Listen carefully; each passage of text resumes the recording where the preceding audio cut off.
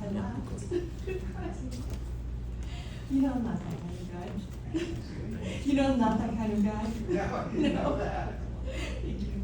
Next up, we have returning to the Boston Poetry Marathon, Kamini Awesome.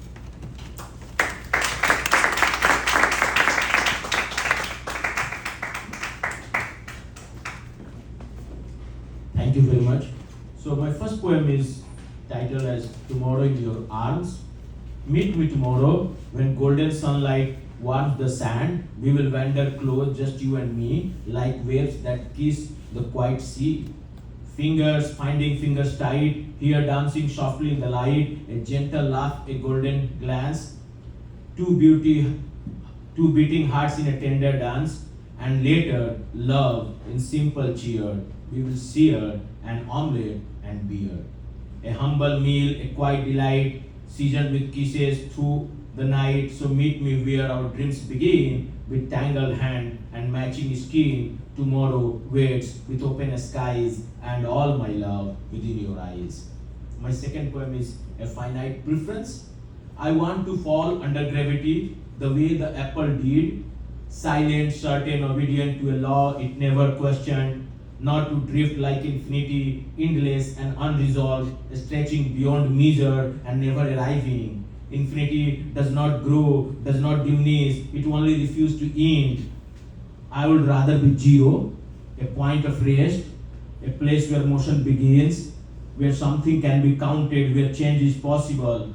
So let me fall, let me touch ground. My third poem is from my past. The title is Nagercoil Express. The Nagercoil Express was running at full speed. Our gang waited at Pune Junction, holding on to a single hope. When the train stopped, we ran along the platform and compartment, my friends beside me, trying to help me find her. Without a photograph and a clue, none of them had seen her before, but together we searched, while alone knew her face. Suddenly I heard a scream, my name. There she was, her face glowing, her mother standing beside her. I watched her signing as though she had just received an award, as though my journey to find her had placed a network in her hands. She said nothing but seemed to stand a little taller, quietly proving that someone could love her enough to cross miles just to find her. Her mother remained composed while somewhere behind her eyes she weighed that this might mean. The train gathered speed. She whispered for me to step down. On the platform, I felt the world was mine and she my queen. I felt like a victorious Maharana at Haldighati. So Maharana Pratap was king in Rajasthan and he fought with Delhi Emperor at Haldighati. So I felt like a victorious Maharana at Haldighati, winning when victory was least expected. For the real challenge had been finding her without a date, a reservation, or even the train's name. The next poem is Focus on the Dream. Marriage is not the only way to live.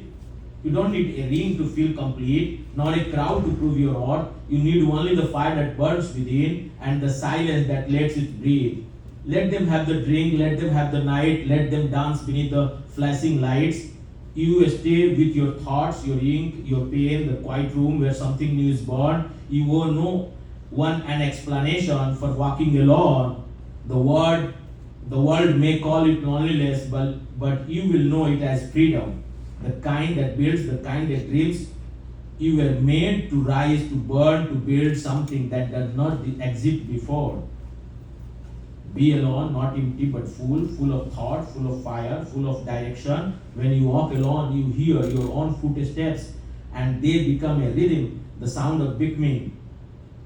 So marriage is not the only way to live. Creation, compassion, courage, these two are homes. So be alone, not as a void, but as a voice rising towards its own horizon.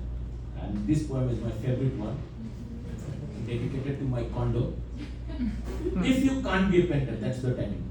If you can't be a painter, then buy a house and paint the floor. Let your brush be a mop, your colors, the light that spills through the doors. If you can't be an artist, decorate your house, buy things for it as you would love as you for a love, invite the moon and spring inside. If you can't be a singer, then hum while you fix the tiles. Let water be your orchestra and your laughter echo for miles.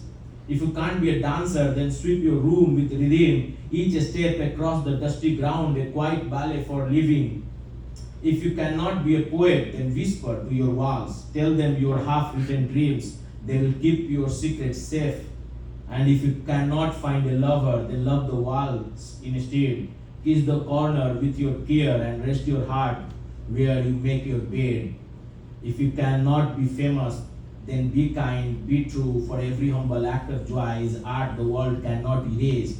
And if life doesn't let you create the way you always planned, remember, creation is not in the hands but in the heart that dares to stand. My last poem is dedicated to Khalil Gibran and his poem, The River Cannot Go Back. So the title is The Way of Will and Desire.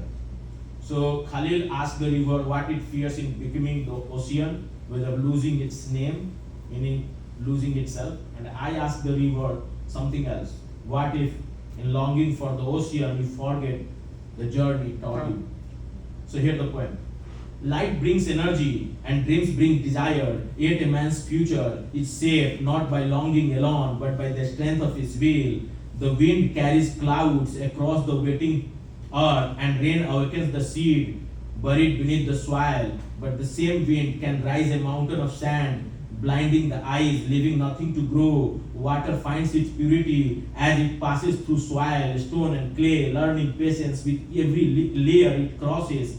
Yet water longing for the ocean may rush towards its destination, carrying the weight of impatience, forgetting the wisdom of the journey. So too is the human heart. Let your desire point toward the ocean, but let your will choose how you travel. So move like a patient stream, aware of every stone rather than a river, eager only for the sea. For the destination may be waiting, but the journey is where we become who we are. Light brings energy, but energy without direction becomes an uncontained fire, burning what it should sustain. And dreams brings desire, but desire without discipline becomes wind that scatters, never planting, never nurturing, never bearing fruits. So learn the art of patience. Let the soil feed the seed. Let the wind carry fragrance. Let water gather wisdom along its journey. For in will lies the shape of mountains, and in wisdom the course of rivers. So let the light awaken your hand to action, and the dream awaken your heart to longing. But let your will steady the hand, and your wisdom guide the dream. So don't fear the ocean, but don't worship it either.